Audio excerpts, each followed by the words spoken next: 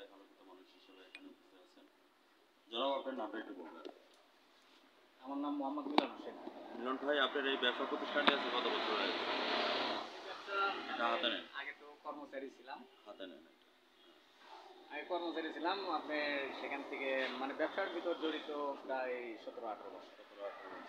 আমরা যদি মিলন ভাই সম্পর্কে বলতে হয় তাহলে বলবো যে মিলন ভাই ওয়াজ নট 15 এটা। মিলন ভাই কিন্তু একদিনে তৈরি হয় নাই, 17-18 বছর পার করে ফেলেছে।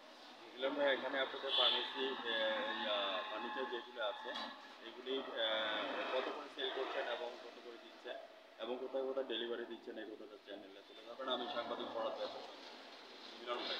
এগুলো আমরা তো নিয়ে আসছি বগুড়া থেকে, আমাদের কারখানা বগুড়া। আমরা এখানে নিয়ে এসে মানে এখান থেকে যদি তারা নেয় হয়তো 2 কিলো 3 কিলো 5 কিলো থাকে যায় আর কি, এখানে করে নিয়ে যায়। আবার অনেকে যদি মনে করেন আপনার মতো হয়তো অনেক দূর থেকে আসছে বেড়াতে পছন্দ, হয়তো ঢাকা বাড়ি পছন্দ হলো যেহেতু কমে বেশি তো এগুলো। মিলন ভাই, আমি আপনার কাছ থেকে জানতে চাচ্ছি যে বন বিভাগের লাইসেন্স এবং হচ্ছে যে এইগুলি আপনাদের প্রসেসিং এবং হচ্ছে ফায়ার ব্রিগেডের লাইসেন্স করেছেন কিনা এই জিনিসটা আপনার চ্যানেলে তুলে ধরবেন। এই কথাগুলি কেননা এখন তত্ত্বাবধায়ক সরকার যাচ্ছে, যেহেতু আমাদের দেশ একটা লাল সবুজের পতাকা নিয়ে আসছি, কারণ অনেকে কিন্তু আমাদের এই দেশকে রক্ষা করার জন্য যান নিবেদিতভাবে দিতে হয়েছে, সে কথাটা একটু তুলে ধরবেন।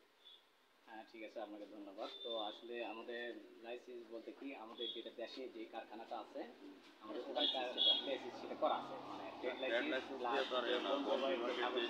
হ্যাঁ এখনো সঙ্গে আছে। আছে আপনার বন বিভাগের লাইসেন্স।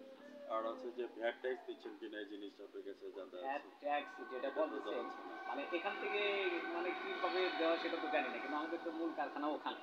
ওইখান থেকে না, যেহেতু আপনার প্রতিষ্ঠানটা এখানে, এখান থেকে এখানে যদি হয় স্যার, আসলে আমরা তো স্থায়ীভাবে করতেছি না, এটা ধরেন 1 মাস 1.5 মাস আমার সঙ্গে তুলনা এখানে কত প্রাইস থেকে কত প্রাইস পর্যন্ত মিলন ভাই? এখানে আপনি সর্বোচ্চ 10,000 15,000। হ্যাঁ হ্যাঁ, 15,000 কোনগুলি আপনার? এই যে বসে আছে এগুলো এগুলি কোন কাঠে? এটা আপনি ওই 81 কাঠ বলতে আমরা বলি বেলজিয়াম। শ্বশুরবাড়ি যাওয়ারে ফার্নিচার নিয়ে যাও মিলন ভাইয়ের এখান থেকে। সেই প্রত্যাশা নিয়ে মিলন ভাই, আমি আপনাকে ধন্যবাদ জানাচ্ছি। ভালো থাকেন, সুস্থ থাকেন। আর আমাদের চ্যানেল থেকে আপনার সাক্ষাৎকারটা তুলে ধরেন আর আপনার কাগজপত্র আপলোড এবং ফায়ার ব্রিগেডে এগুলি আপনি এটা করে রাখবেন। ভ্রাম্যমাণ আদালত এসে মনে করেন জরিমানা করবে 1 লক্ষ টাকা, অনাদায়ে 1 সপ্তাহ জেল। তো আমরা চাই না এগুলি করার জন্য। আমরা সাংবাদিক জাতি মিলে এবং জাতি দর্পণ হয়ে আপনাদের পাশে আছি এবং ধন্যবাদ।